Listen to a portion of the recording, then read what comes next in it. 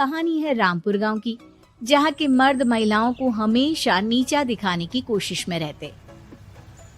अरे अभी तक खाना नहीं आया, क्या मुझे एक और शादी करने की जरूरत है?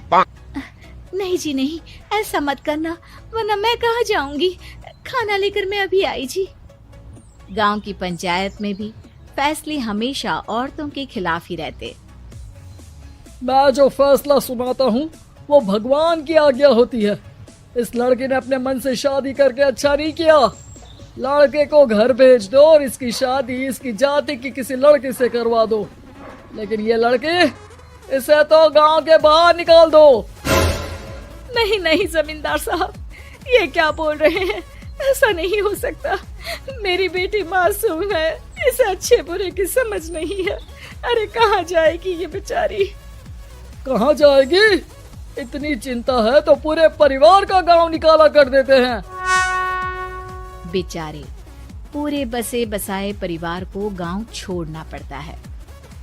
चाहे जो हो, अगर बेटियों को कंट्रोल नहीं कर सकते तो गांव में रहने का कोई मतलब नहीं है। यहाँ औरतों को दब कर रहना होगा। कोई भी अपने हिसाब से कुछ नहीं कर सकता, सब ईश्वर की मर्जी से ही होगा। तभी गांव का एक आदमी दौड़ा दौड़ा आता है। सरपंच साहब, जमींदार साहब, वो कालिया है ना, उसकी बेटी पढ़ने के लिए शहर जा रही है। अच्छा, ये कब हो गया? और कालिया की हिम्मत कैसे हो गई ऐसा करने की? लेकर आओ उसे और उसकी बेटी को। बस फिर क्या था, हाजिर हो जाते हैं कालिया और उसकी बेटी सरपंच के सामने। अरे कालिया, ये क्या सुनने में आ रहा है? बेटी को इंजीनियर बना रहा है तू? और ये बता, गांव में तो स्कूल नहीं है, फिर कहां से इतनी क्लास पास कर गई तेरी बेटी? राधा, जो कि कालिया की बेटी है, उसे लगता है कि सरपंच उसकी तारीफ कर रहे हैं। सरपंच जी, मैंने ऑनलाइन पढ़ाई की है, डिस्टेंस लर्निंग से।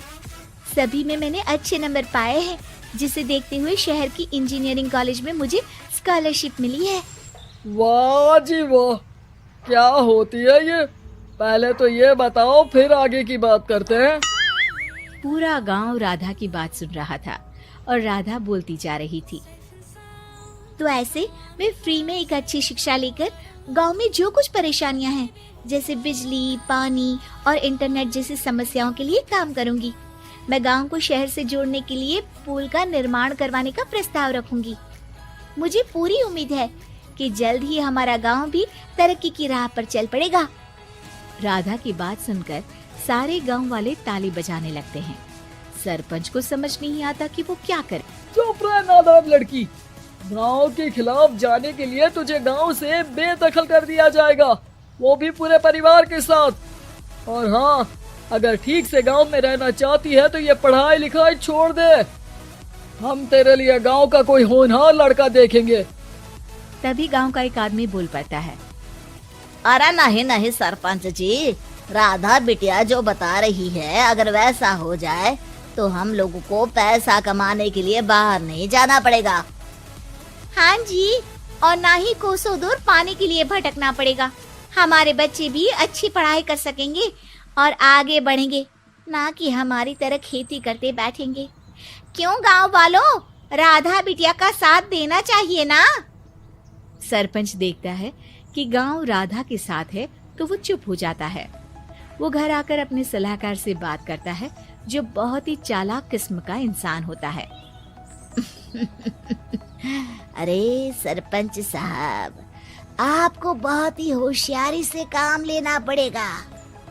एक बार गांव तरक्की कर गया, यहाँ के बालक पढ़ लिए तो कोई ना पूछेगा आपको।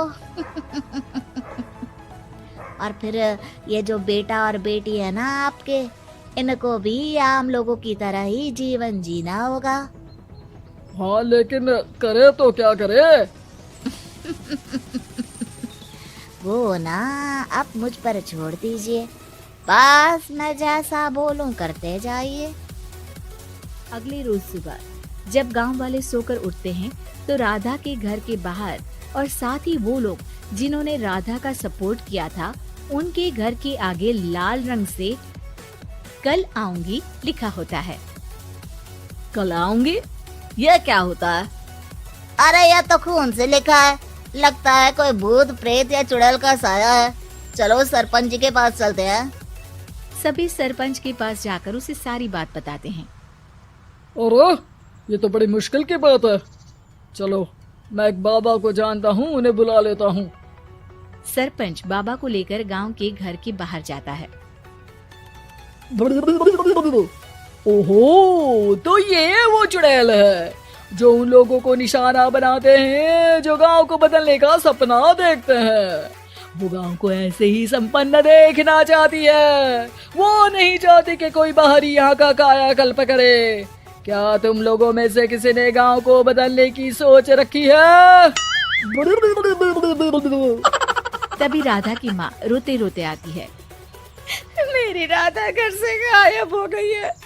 अरे कोई तो बचाओ, मेरी बच्ची कहाँ गई?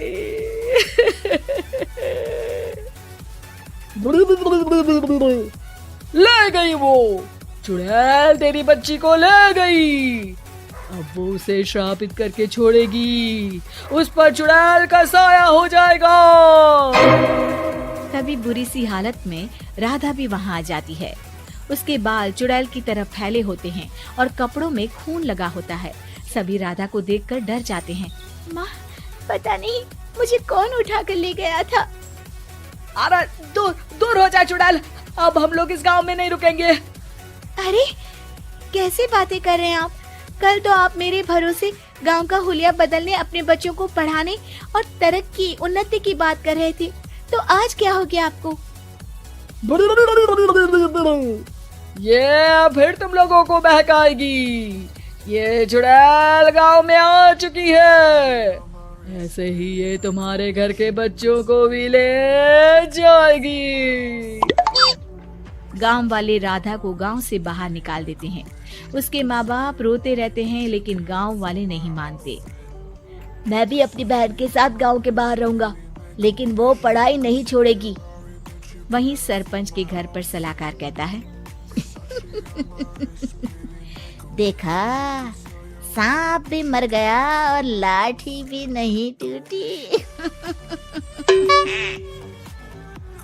लेकिन अगले ही दिन सरपंच के घर के बाहर भी वही शब्द लिखे होते हैं और फिर सरपंच की बीवी कहती है, हमारी बेटी को किसी ने अगवा कर लिया है।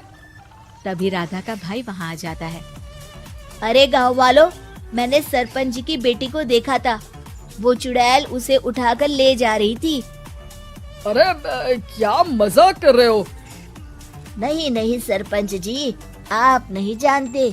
वो चुड़ैल अब आपकी बेटी में आ जाएगी, जैसे राधा के अंदर आ गई थी। तभी सरपंच की बेटी वैसी ही हालत में वहाँ आती है जैसे राधा आई थी। पापा, पता नहीं कैसे मैं गायब हो गई थी। चुड़ैल, इसके अंदर भी चुड़ैल का साया है, मारो इसे। अरे नहीं नहीं, इसे भी राधा के पास गांव के बाहर ही भेज दो। अरे चुप रहो, मेरी बेटी कहीं नहीं जाएगी और चुड़ैल वुड़ैल कुछ नहीं होता है। अरे कैसे बात कर रहे हो सरपंच जी? आप तो बोल रहे थे कि आपका फैसला भगवान का ज्ञान होता है, तो अपने पर बात आई तो अब आप ऐसे बोल रहे हैं। अरे ना ना ना, आपको अपनी बेटी को त्यागना ही होगा। अरे बुलाओ बाबा को। राधा का भाई बाबा को ले आता है, जिसे अब गांव वालों के डर के कारण सच बोलना पड़ता है। मैं कोई बाबा नहीं हूँ, मैं तो मोची था। ये सलाहकार महोदय ने मुझे कहा था एक्टिंग करने को। अब वो मुझे पैसे देने वाले हैं। अब मुझे माफ कर दो। गलती हो गई, मुझे माफ कर दो। तभी वहाँ राधा आ जाती है। देखा सरपंच जी, जब गांव के बच्चे साक्षर होंगे तो आप जैसे लोगों की चालाकी नहीं चलेगी।